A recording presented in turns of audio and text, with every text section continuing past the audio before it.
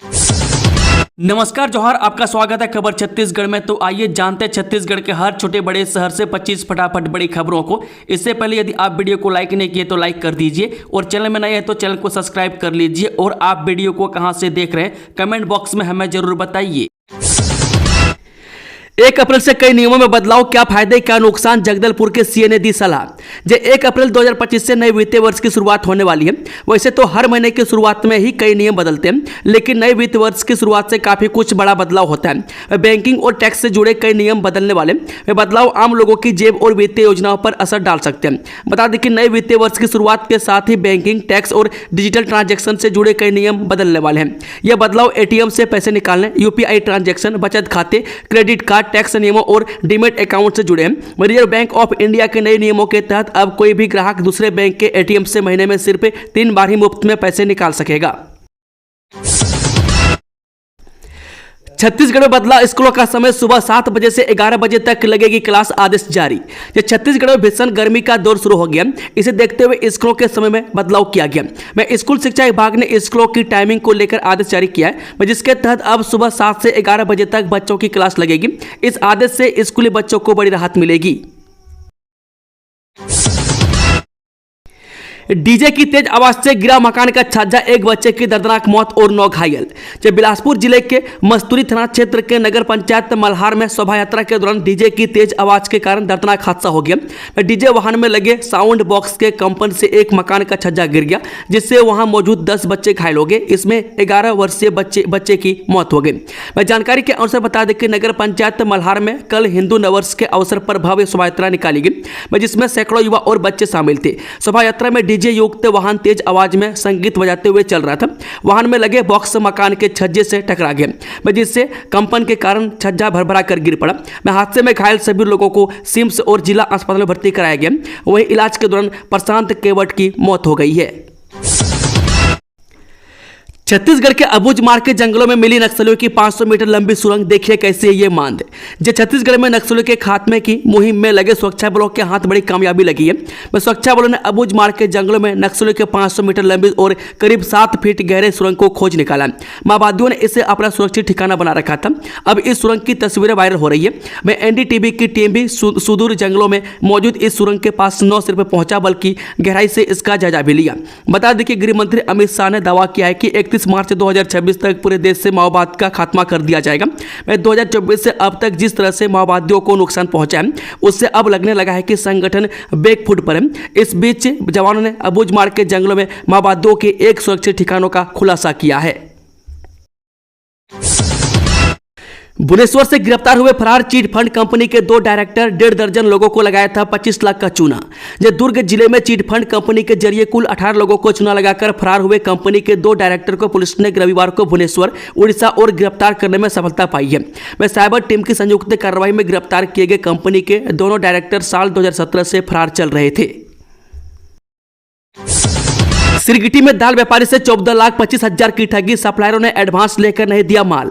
जब सिरगिटी क्षेत्र में एक दाल व्यापारी को 14,25,000 रुपये की ठगी का शिकार बनाया गया। आरोपियों ने दलहन आपूर्ति का सौदा तय कर एडवांस राशि तो ले ली, लेकिन न तो माल दिया और न ही रकम वापस लौटाई। इस मामले में जीवाजी दाल मिल के संचालक यूसुफ अली भरमाल ने पुलिस में शिकायत दर्ज कराई कि उनके साथ 13 फरवरी 2024 से 31 मार्च 2025 तक दाल आपूर्ति का सौदा हुआ था। वह सौदे के तहत उन्होंने एडवांस राशि दी, लेकिन एसएम ट्रेडर्स के संचालक सुरेंद्र मिश्रा और त्रिवेणी इंटरप्राइजेस के संचालक ने बाद में न तो दाल की आपूर्ति की और न ही पैसे लौटाने की मंशा दिखाई। छत्तीसगढ़ में बदलेगा मौसम का मिजाज, इन जिलों में बारिश को लेकर अलर्ट। छत्तीसगढ़ में भीषण गर्मी के बीच कल से मौसम बदलने वाला है। 1 अप्रैल के बाद छत्तीसगढ़ का मौसम बदलेगा। वहीं 2 और 3 अप्रैल को प्रदेश के कई हिस्सों में तेज हवाओं के साथ बारिश होगी। मौसम विभाग ने आगामी दिनों में बदलाव की संभावना जताई है। बता दें कि 1 और 2 अप्रैल को प्रदेश के कुछ हिस्सों में तेज हवा और हल्की बारिश होने की संभावना है, जिससे तापमान में गिरावट आ सकती है।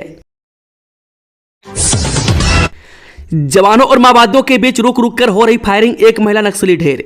जो नक्सल विरोध अभियान पर निकले जवानों पर माओवादियों के बीच मुठभेड़ चल रही है। वह दंतेवाड़ा और बीजापुर के सरहदी क्षेत्र में सुरक्षा बलों के जवानों और नक्सलियों के बीच सुबह 9 बजे से मुठभेड़ जारी है। बता दें कि दंतेवाड़ा के पुलिस अधीक्षक गौरव राय ने बताया कि सुबह करीब 9 बजे बस्तर क्षेत्र में स्थित दंतेवाड़ा और बीजापुर जिलों की सीमा पर स्थित जंगल में उस समय मुठभेड़ शुरू हो गई, जब सुरक्षा कर्मियों की एक टीम नक्सल विरोधी अभियान पर निकली थी। दोनों ओर से लगातार फायरिंग चल रही है। पुलिस नक्सल मुठभेड़ में मारी गई 45 लाख रुपए की इनामी महिला नक्सली रेणुका नक्सलियों के इस कैडर की थी पर भारी। जो छत्तीसगढ़ में नक्सल मोर्चे में पुलिस फोर्स को फिर बड़ी सफलता मिली है। वह दंतेवाड़ा के थाना गिदम और बीजापुर के थाना भैरमगढ़ सरहदी ग्राम नेलगोड़ा अकेली और बेलनार एरिया में 45 लाख रुपए की इनामी महिला नक्सली रेणुका उर्फ बानू मुठभेड़ में मारी गई। इस खूंखार महिला नक्सली रेणुका उर्फ बानू उर्फ चेते उर्फ सरस्वती पर छत्तीसगढ़ शासन ने 25 लाख रुपये और तेलंगाना शासन ने 20 लाख का इनाम घोषित किया था। रूप में हुई है। वह जिला वारंगल कैंडवेंडी की निवासी थी। वह नक्सलियों के DKSZ की प्रेस टीम प्रभारी और SZCM रैंक थी। मैं पुलिस अधीक्षक दंतेवाड़ा गौरव राय ने बताया कि दंतेवाड़ा बीजापुर के सीमावर्ती क्षेत्र अंतर्गत थाना गिद्दम के ग्राम नेलगोड़ा इकेली बेलनार के मध्य जंगल पहाड़ी में माओवादी संगठन CPI के सदस्य नक्सल कैडर्स की मौजूदगी की सूचना पर दंतेवाड़ा DRG और बस्तर फाइटर्स की टीम मौके पर रवाना हुई थी। पत्नी के वर्जिनिटी टेस्ट की पति ने की मांग, छत्तीसगढ़ हाईकोर्ट ने लताड़ा, कहा महिलाओं के मौलिक अधिकारों का उल्लंघन।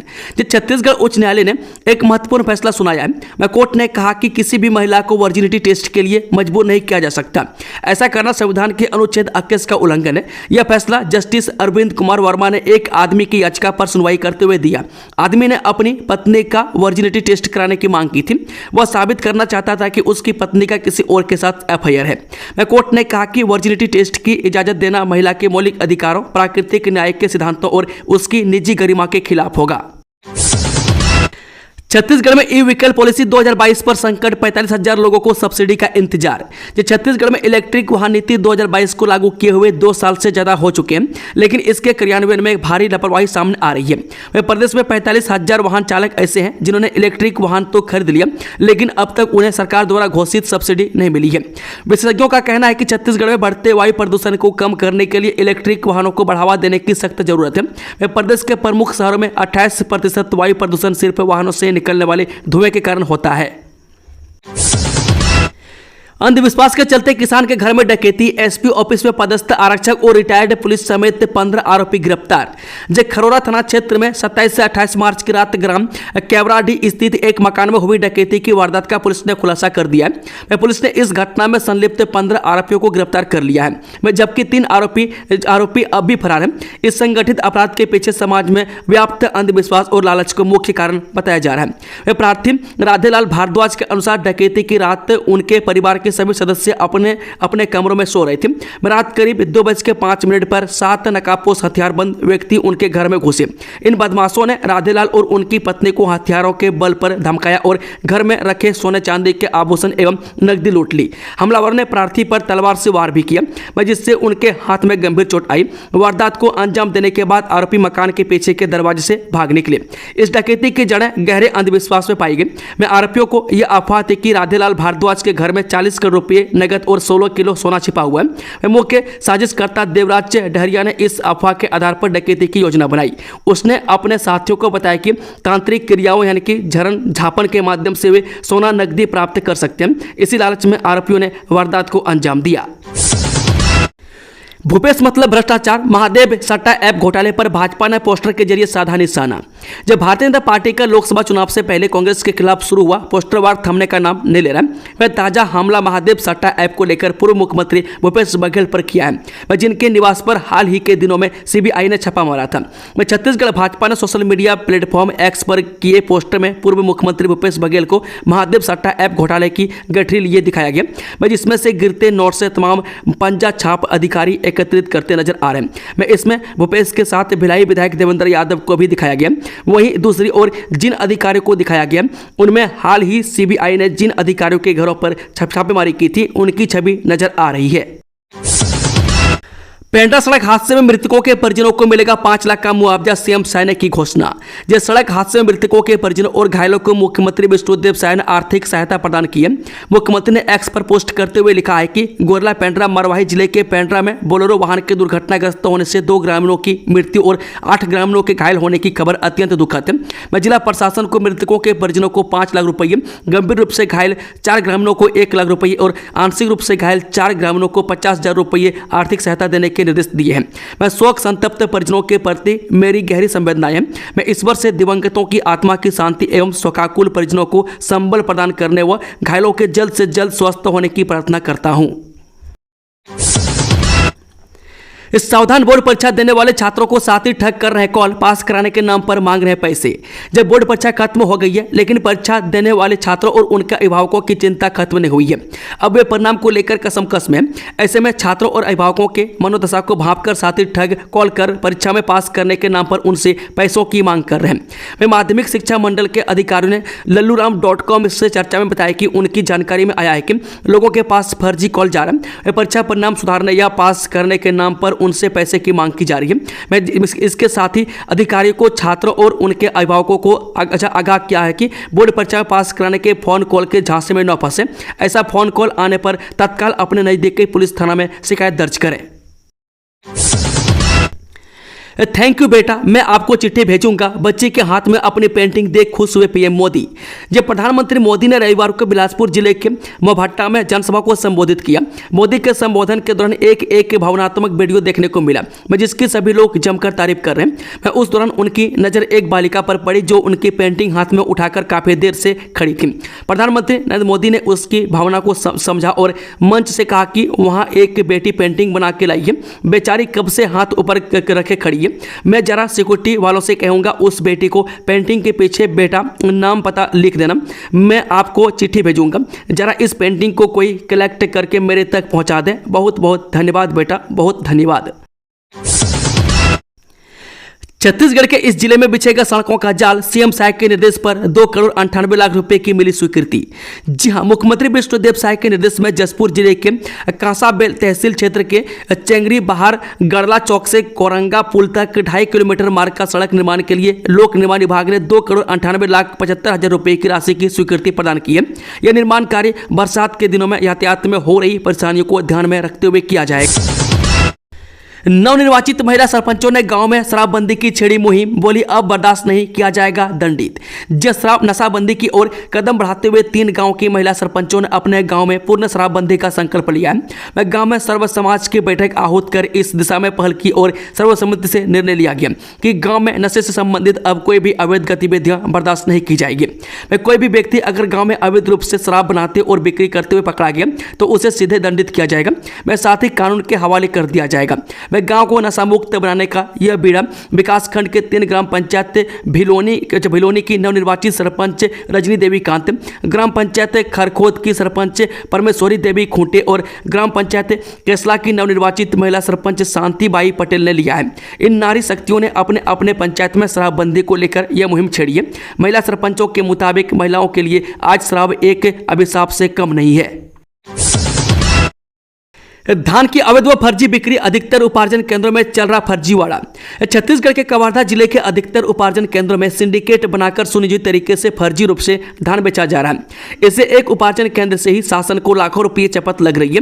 वह जिले भर के उपार्जन केंद्रों से शासन को कितने करोड़ रुपये का नुकसान हो रहा है। एक मामला कुकदुर धान खरीदी का सामने आ चुका है। इसी तरह के खेल लगभग सभी उपार्जन केंद्र में चलता है। वह किसान के पास पर्याप्त फसल नहीं होने के बाद भी उनके नाम पर निर्धारित मात्रा तक धान की बिक्री कराई जाती है। इसमें किसान को शासन का बोनस राशि और कुछ हजार रुपये मिल जाते हैं, लेकिन बाकी राशि इस खेल को चलाने वाले सोसाइटी प्रबंधक, धान उपलब्ध कराने वाले व्यापारी और बिचौलियों में बांटा जाता है। यह बड़ा खेल है कि जिससे केंद्र शासन को प्रत्येक क्विंटल पर 2600 और राज्य सरकार को 500 रुपये का नुकसान हो रहा है।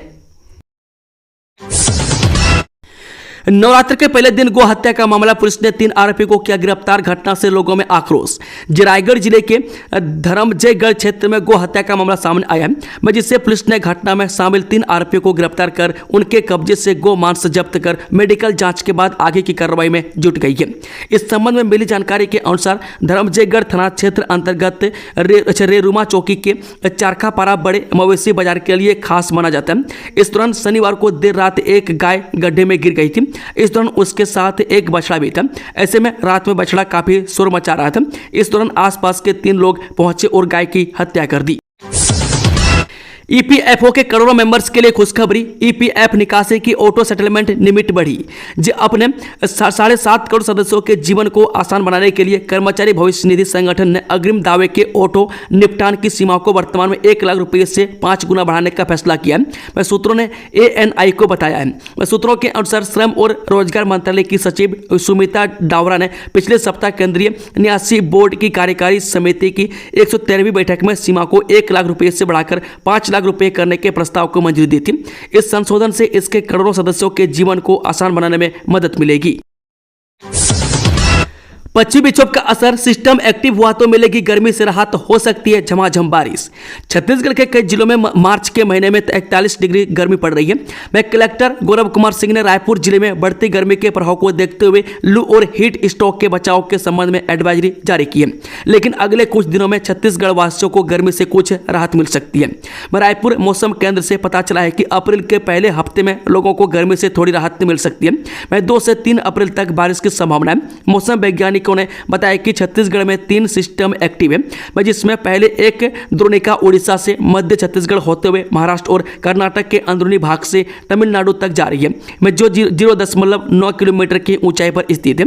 इसके साथ ही एक साइक्लोनिक सर्कुलेशन मध्य छत्तीसगढ़ के ऊपर बना हुआ है। छत्तीसगढ़ में पीएम आवास योजना पर राजनीति, बीजेपी के क्रेडिट लेने पर कांग्रेस ने खोला मोर्चा। जब बिलासपुर से पीएम नरेंद्र मोदी ने छत्तीसगढ़ के 3 लाख लोगों को पीएम आवास योजना के तहत घर की चाबी सौंपी है। अब इस पर छत्तीसगढ़ में सियासत चरम पर है। मैं कांग्रेस की तरफ से इस पर सियासी वार शुरू हो गया। मैं कांग्रेस के मीडिया विभाग के प्रमुख सुशील आनंद शुक्ला ने इस मुद्दे पर बीजेपी को घेरा। उन्होंने कहा कि प्रधानमंत्री मोदी ने आज जिन 3 लाख प्रधानमंत्री आवास के गृह प्रवेश कराए, मैं उसकी पहली किस्त पूर्ववर्ती कांग्रेस सरकार ने जारी की थी। इस पर भाजपा को श्वेत पत्र जारी करना चाहिए। भारत की सार्वजनिक शिक्षा प्रणाली का नरसंहार समाप्त होना चाहिए, सोनिया गांधी का केंद्र पर हमला। जब कांग्रेस नेता सोनिया गांधी ने सोमवार को मोदी सरकार की शिक्षा नीति की आलोचना करते हुए कई गंभीर आरोप लगाए। मैं अंग्रेजी अखबार द हिंदू में प्रकाशित लेख the 3C that haunt Indian education today में गांधी ने कहा कि राष्ट्रीय शिक्षा नीति यानी कि NEP 2020 की शुरुआत ने सरकार की वास्तविकता को छिपा दिया है, मैं जो भारत के बच्चों और युवाओं की शिक्षा के प्रति बेहद उदासीन है। मैं सोनिया ने अपने लेख में कहा कि ये 3C आज भारतीय शिक्षा को परेशान कर रहे हैं। मैं सार्वजनिक शिक्षा प्रणाली में यह नरसंहार समाप्त होना चाहिए। Film director Sanoj Mishra rape case में गिरफ्तार, मोनालिसा को भी करने वाला था फिल्म में कास्ट। जब फिल्म डायरेक्टर सनोज मिश्रा को दिल्ली पुलिस ने रेप के आरोप में गिरफ्तार कर लिया। मैं दिल्ली के नबी करीम थाना पुलिस ने उन्हें तब गिरफ्तार किया जब दिल्ली हाईकोर्ट ने उनकी जमानत याचिका खारिज कर दी। मैं सनोज मिश्रा पर एक युवती के साथ कई बार दुष्कर्म करने, शादी का झांसा देने और अश्लील वीडियो व तस्वीरों के जरिए ब्लैकमेल करने का आरोप है। बता दें कि 6 मार्च को नबी करीम थाने में सनोज मिश्रा के खिलाफ एक महिला ने शिकायत दर्ज कराई। मैं 28 वर्षीय महिला ने आरोप लगाया कि आरोपी के साथ वह पिछले 4 वर्षों से मुंबई में लव इन रिलेशनशिप में रह रही है। मैं उसने जबरन 3 बार उसका गर्भपात करवाया। मैं 18 फरवरी 2025 को आरोपी उसे दिल्ली के नबी करीम स्थित होटल में ले गया और उसके साथ शारीरिक संबंध बनाए। बाद में उसने शादी से इनकार कर दिया। इसके बाद पीड़िता ने पुलिस में शिकायत दर्ज कराई। महुआ बीनने जा रही थी आदिवासी महिला, गलती से IED पर पड़ा पैर, धमाके से हो गई मौत। छत्तीसगढ़ के बीजापुर जिले में रविवार को नक्सलियों द्वारा लगाए गए उन्नत विस्फोटक उपकरण में धमाका होने से उसकी चपेट में आकर 40 वर्षीय एक आदिवासी महिला की मौत हो गई। पुलिस ने यह जानकारी दी। एक अधिकारी ने बताया कि विस्फोट शाम करीब 5:30 बजे उसूर पुलिस थाना क्षेत्र के बेटामरका हिल्स पर हुआ, जहां पीड़ित महिला महुआ का फल इकट्ठा करने गई थी। उन्होंने बताया कि उसूर गांव के सोड़ीपरा निवासी सुशीला सोढ़ी का पैर गलती से आईईडी पर पड़ गया, जिससे उसमें धमाका हो गया। अधिकारी ने बताया कि उसे गंभीर चोटें आई और उसे उसूर सामुदायिक स्वास्थ्य केंद्र ले जाया गया, जहां इलाज के दौरान उसकी मौत हो गई। इस घटना के साथ ही बीजापुर जिले में जनवरी 2024 से हुए आईईडी धमाकों में 7 ग्रामीण मारे गए हैं और 6 अन्य घायल हुए हैं। काम में लापरवाही और मनमानी पर प्रधान पाठक निलंबित। ये पिछले कुछ समय से लगातार जिला शिक्षा विभाग के द्वारा काम में लापरवाही बरतने वाले शिक्षकों पर कार्रवाई की जा रही है। इसी कड़ी में सोमवार को जिला शिक्षा अधिकारी ने क्षेत्र के प्रधान पाठक को काम में लापरवाही के लिए निलंबित कर दिया है। यह कार्रवाई एसडीएम कोटा की रिपोर्ट के आधार पर की गई है।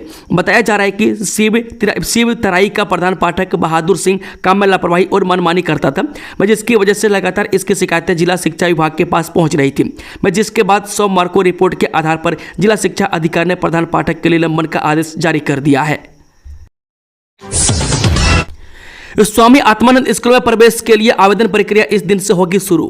छत्तीसगढ़ के महासमुंद जिले में स्वामी आत्मानंद स्कूल में प्रवेश के लिए आवेदन की प्रक्रिया 10 अप्रैल से प्रारंभ होगी। आवेदन के बाद लॉटरी व सीट आवंटन की प्रक्रिया 6 से 10 मई तक होगी। जिले में अंग्रेजी व हिंदी माध्यम के कुल 13 स्वामी आत्मानंद स्कूल हैं। आत्मानंद अंग्रेजी माध्यम स्कूलों में अपने बच्चों का दाखिला दिलाने के लिए पालकों को समय सारणी जारी होने का इंतजार था। सत्र 2025-26 में छात्र छात्राओं के प्रवेश के लिए पोर्टल 10 अप्रैल से प्रारंभ किया जाएगा। एडमिशन प्रक्रिया के लिए समय सारणी जारी कर दी गई है।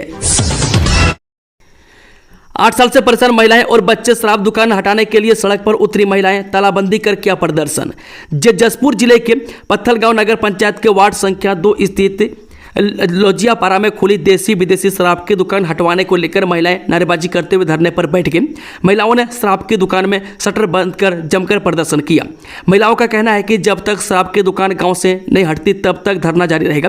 दरअसल सोमवार की सुबह 11 बजे कुमेकेला गांव समेत आसपास में काफी संख्या में महिलाओं ने शराब की दुकान पर पहुंची और प्रशासन से शराब की दुकान हटाने की मांग को लेकर नारेबाजी करते हुए धरने पर बैठ गए। डॉक्टर पर महिला से छेड़छाड़ का गंभीर आरोप, अस्पताल पहुंचे आक्रोशित परिजन और पुलिस। यह शहर के प्रसिद्ध कृष्णा हॉस्पिटल के एक डॉक्टर पर एक महिला ने अशोभनीय व्यवहार और छेड़छाड़ का गंभीर आरोप लगाया। इस घटना की खबर फैलते ही महिला के परिजन सहित समाज के अन्य लोग अस्पताल में आक्रोशित होकर जमा हो गए। घटना के बाद अस्पताल परिसर में भारी भीड़ एकत्रित हो गई, जिससे माहौल तनावपूर्ण हो गया। चंपा पुलिस भी तुरंत मौके पर पहुंची और स्थिति को संभालने का प्रयास किया। बताया जा रहा है कि घटना के बाद आरोपी डॉक्टर अस्पताल से फरार हो गया है। पुलिस इस मामले की गंभीरता से जांच कर रही है और हॉस्पिटल प्रशासन से भी जवाब तलब किया गया। वहीं पीड़ित महिला और उसके परिजनों का कहना है कि उन्हें न्याय चाहिए और आरोपी डॉक्टर के खिलाफ कड़ी कार्रवाई की मांग कर रहे हैं। फिलहाल पुलिस मामले की जांच में जुटी हुई है और हॉस्पिटल में सुरक्षा व्यवस्था भी कड़ी कर दी गई है। इस घटना से स्थानीय लोगों में काफी गुस्सा और रोष देखने को मिल रहा है। दोस्तों, खबरों का सिलसिला समाप्त होता है। अगर जानकारी पसंद आई तो वीडियो को लाइक, शेयर, चैनल को सब्सक्राइब जरूर कर लें और कमेंट बॉक्स में कमेंट करके बताएं कि आप न्यूज़ को छत्तीसगढ़ के किस जिले, पंचायत और मोहल्ले से देख रहे हैं। Thank you, all the best. जय हिंद, जोहार छत्तीसगढ़।